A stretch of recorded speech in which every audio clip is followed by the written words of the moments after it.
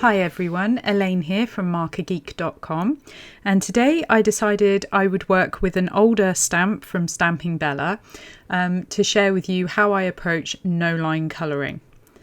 The stamp I'm using is the Squidgy Witch Trick or Treater.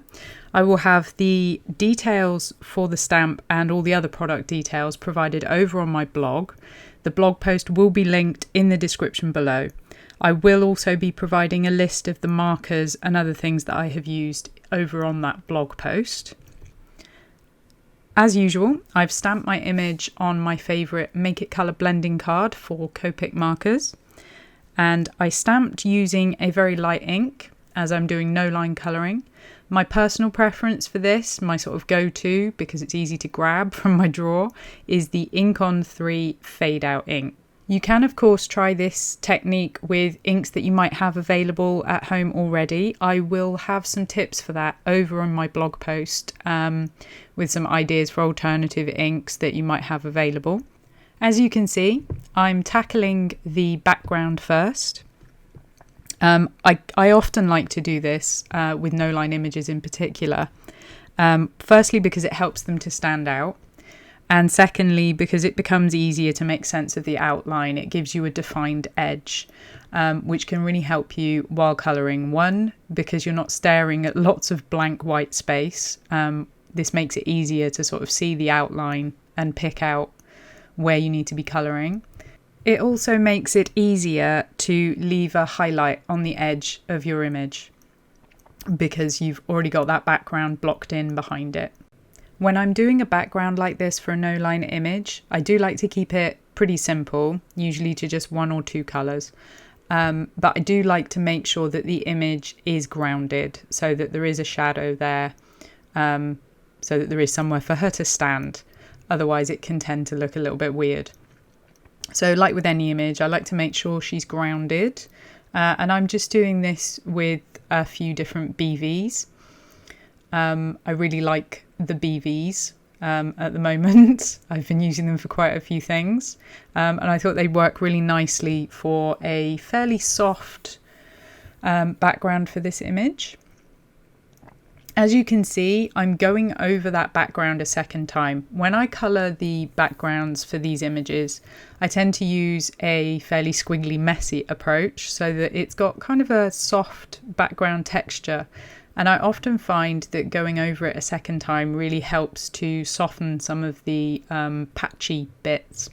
You don't need to be too precise, and by using this kind of messy, squiggly approach, it avoids ending up with weird lines, etc.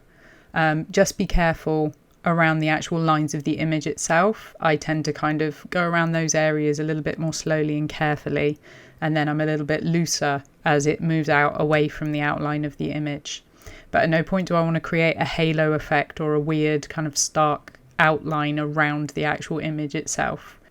The next thing I like to do is, as with most character images that I colour, I like to start with the skin tones. As you can see, this looks super weird at this stage. As you're just blocking the skin in, quite often colouring the skin looks really odd. So if you're feeling like your image looks a little bit odd and funky at this point, don't throw it in the bin, just keep going.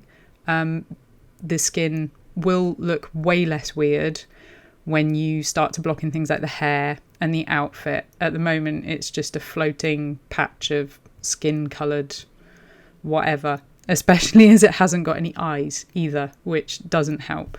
But you don't want to put the eyes in just yet, unless you're going to use a Copic friendly fine liner to do that. I'm not going to do that. I'm going to do mine with pencil, as you'll see later on. I would also recommend, talking about the eyes, not using a deep black. Because you haven't got those black outlines to the image, giving them bold black eyes can look really strange and really sort of takes the attention into that area. A softer tone will, like a dark grey, will help the image to look more natural.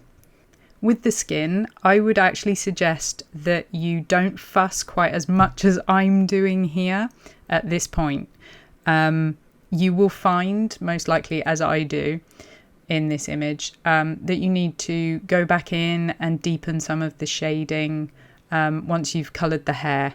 At this stage the skin looks quite dark, but once the hair has been coloured and the outfit, it will start to look much lighter, and those shadow areas will really need beefing up a little bit. So to avoid getting sticky Copic problems and getting blotchiness that can be associated with that, especially on a smaller image like this, I'd recommend just blocking the skin in, getting some basic shading in there, and then moving on to the hair and coming back to the skin later on. Time for the hair. And this is one of my favourite things to colour. I love colouring hair. You may find hair a little bit frustrating, or it may not be your favourite thing. You might find with no line colouring that it's a little bit less frustrating than with a black outline image, because you can fudge things a little bit more. It's easier to hide mistakes or change the hairstyle completely.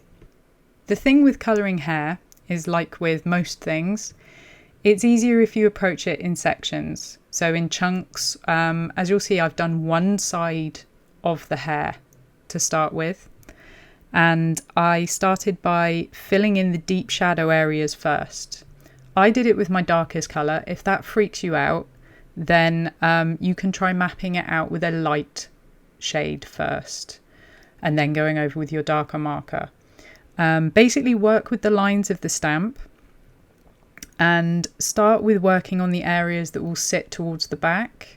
I started at the bottom because more of that hair is going to be at the back behind the ear, and basically define the shadow areas so that the lighter areas will sit in front as you colour the image. You really need, with no line colouring, to be thinking about the shadows a lot more, as they're going to help you to define and push things to the back and bring other things forward in a way that isn't quite as necessary, quite as essential when you've got a black outline that is doing the work for you.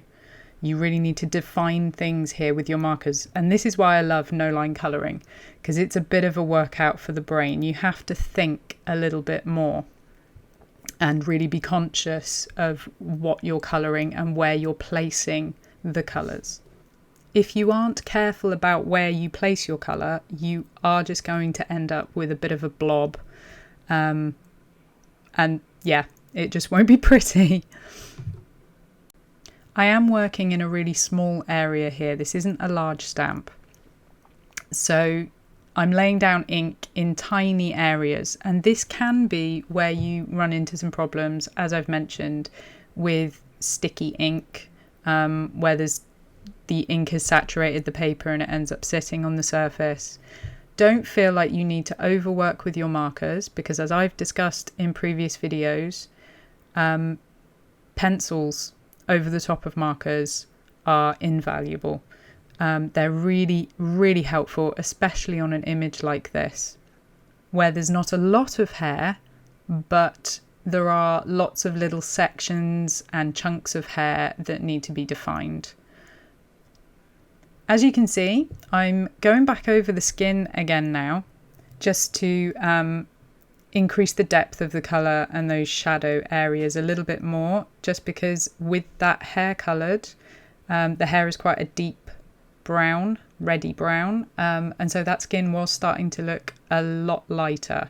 So this is why I advised maybe leaving the shading on the skin until after the hair, because yeah, you may end up overworking it a little bit like me, and then having to come back in with pencils later on to fix it a little bit.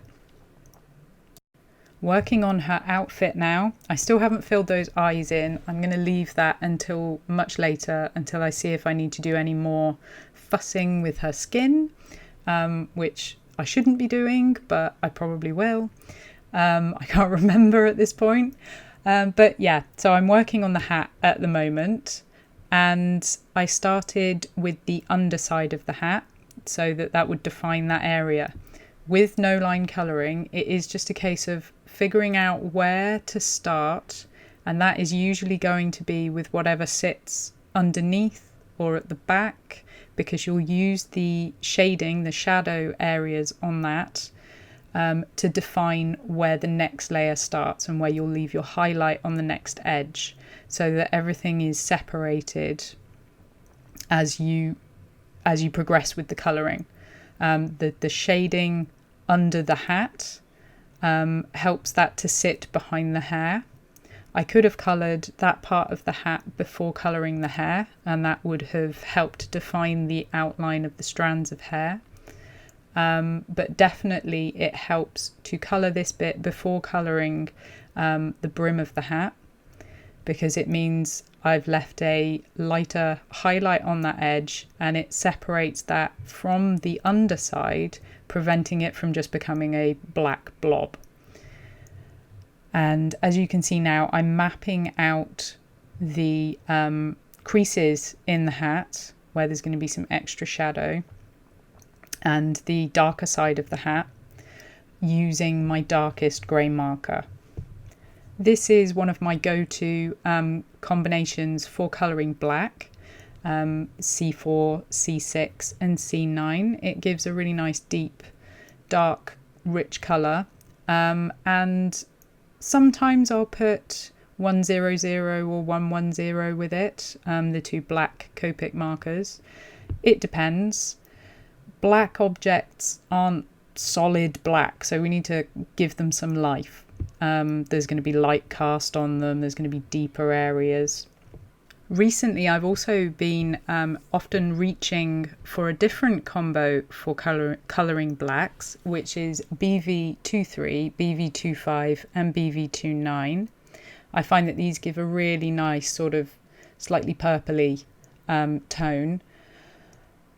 I didn't reach for them on this image because I used them in the background and I wanted to make sure that she stood out nicely from that background. But that's just another good option for you if you're looking for more options for colouring dark grey or black objects. And as you can see, I'm moving forward again, colouring the next part of the hat and leaving that buckle till last.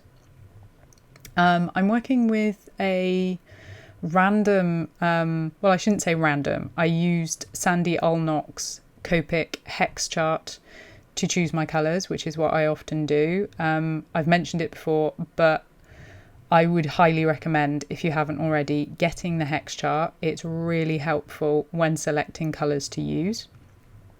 So I chose this combo and it worked quite nicely. Purples can be a little bit difficult to work with. I find them quite fun because they're a bit of a challenge in terms of getting a nice rich purple. I think this worked quite well. I did just have to take care with the BV13 over the top of that V09 as it had a tendency to sort of push it back a little bit, as the lighter colours will do with the really rich colours. I've switched from colouring her dress down to colouring her trousers, because those are sitting, or trousers or tights, whatever, because those are sitting underneath. So I need that shadow area established so that I've got the edge of my dress. And hopefully you're able to see that if you break it down into sections, no line colouring really doesn't have to be that daunting. It does take a little bit of thought and a little bit of practice. I'd recommend starting with an image like this one, kind of smaller, not too small, has some decent areas for colouring. Not too much detail. This one has just enough detail. There aren't lots of little fiddly lines to work around. Choosing something like this to work with, if you enjoy colouring character images particularly, will allow you to kind of practice and work with it and get comfortable with it before moving on to larger, really detailed images. I wouldn't recommend, if you're a fan of Stamping Bella, to start with one of the Uptown Girls images or one of the really detailed Tiny Towny images. That is going to take a lot longer, and it is going to be more difficult to figure out how you're going to work around the details. Saying that, if you're like me and you like to just jump in and have a crack at something, then by all means go for it. Just be aware it is probably going to take you a lot longer, at least to start with, than it does to colour a image with a black outline. I have sped this colouring process up, I think it's about 3 times. So yeah, it did take me probably about an hour to colour her. And some of that time is spent thinking. I don't have to think quite as much with this image because I have coloured her several times before, and that will help. As you saw at the start of the video, and I think I forgot to mention, it's really helpful to have a reference image, a black and white reference image, so that you can see where the lines are when the lines start to disappear. It will get, especially with the hair, it will get difficult to see as you colour. So where you've used darker colours, those lines are not going to be visible anymore. And you'll see me using the reference image in a little while, so that I can get the placement of the eyes correct, as I could only really barely see the eyes on the on my image. So I referred to my reference black outline image just to get that correct. On this particular image, I think the trickiest area to colour with no lines was that little jack-o'-lantern shaped bucket that she's got. Defining the handle that she's holding, because it's such a tiny area and it's sitting obviously over the hole in the bucket. Yeah, that was more challenging. And I kind of, because it is such a small area, I kind of just fudged it a little bit. And because the rest of it works, your eye and your brain kind of work to fill it in, so you don't really notice too much because it is a tiny area. Tiny areas like that, I wouldn't freak out too much about it. I wouldn't be overly fussy and concerned. Just kind of go for it and build the shadows underneath and around to help them sit in front. That's what worked here. Because I had the shadow for the hole in the top of the treat bucket. When I just kind of added a little bit of colour to that handle, it sits in front.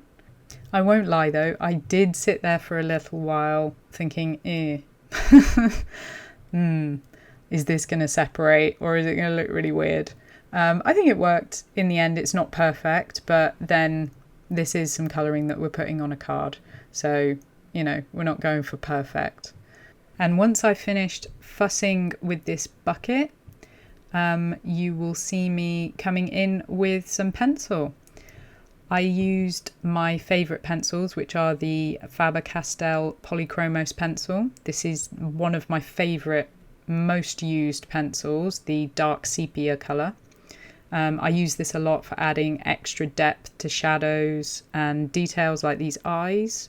I think I've gone through several of this pencil in the past few years.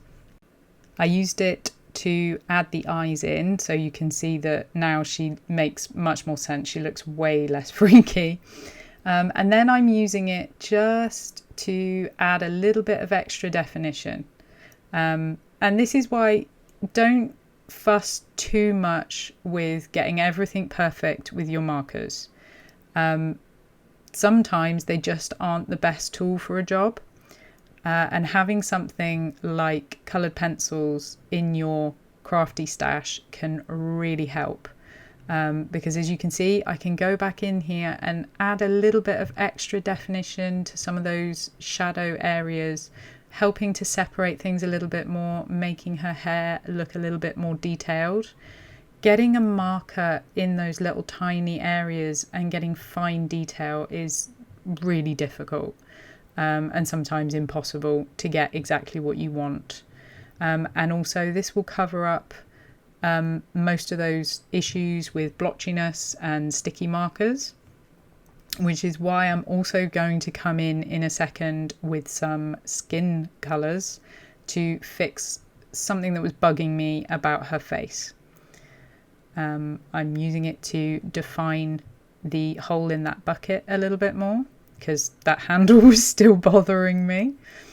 And I added some extra depth to the shadow on the ground and just popping around various little areas to help recede some of those things into the back and lift areas like that buckle forward a bit. And basically I'm just fussing at this point. I mean, she was fine prior to this, so this is not an essential step by any means. I could have left her as she was, but if you've been watching my videos or following my blog for a while, you will know that I'm a fusser. So I will fuss with things. Sometimes I just have to tell myself to stop, which is what I did in a minute before I broke out any of my purple pencils to fuss with the dress more. If at this point in time you don't own any coloured pencils, I'd recommend just picking up some singles. They are available as open stock. I'd pick up the Polychromos Dark Sepia and then maybe either a Prismacolor or a Caran d'Ache Luminance white pencil.